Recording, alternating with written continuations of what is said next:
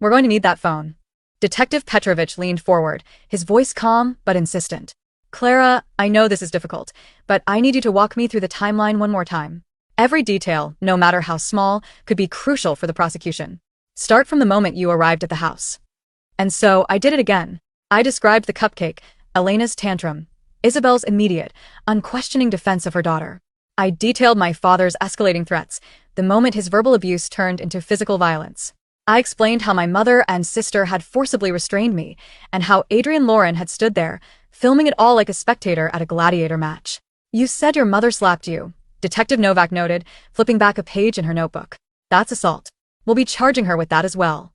I don't care about me, I said, the words raw. I care about Sophie. What they did to me is nothing compared to the fact that they restrained me and forced me to watch him beat her until she was unconscious. We care about everything, Detective Petrovich corrected me gently. Every single charge we can make stick is another layer of armor for your daughter, another guarantee that these people will not be able to do this again. This brother-in-law, Adrian Lauren, he recorded this? He mumbled something about documenting the discipline. I recalled. I think he thought it would somehow protect them, prove that they were just correcting bad behavior. Novak and Petrovich exchanged a look that spoke volumes. People always think they're smarter than they are, Petrovich grumbled. That video is either going to exonerate them or convict them. And based on what you've told us, I'm betting heavily on the latter. They went to my parents' house that night. My father was arrested for felony criminal child abuse. My mother and Isabel were arrested for false imprisonment, assault, and for being accomplices to the abuse. Adrian Lauren, after being informed by the detectives that destroying evidence was a serious felony, turned over his phone. The footage was as damning as I had imagined.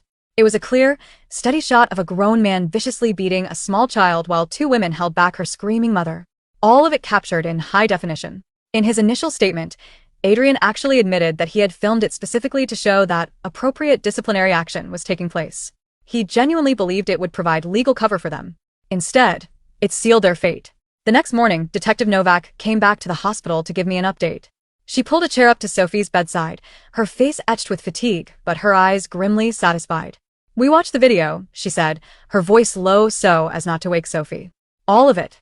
52 seconds of footage that will haunt me for the rest of my career. Your father's lawyer is already trying to spin this as discipline that went too far, but the prosecutor isn't buying it for a second. We're pursuing the maximum charges. What does that mean? My voice was a shredded remnant of what it once was, ravaged by crying, rage, and exhaustion. Felonious child abuse resulting in serious bodily injury. If he's convicted, he's looking at a sentence of 6 to 14 years.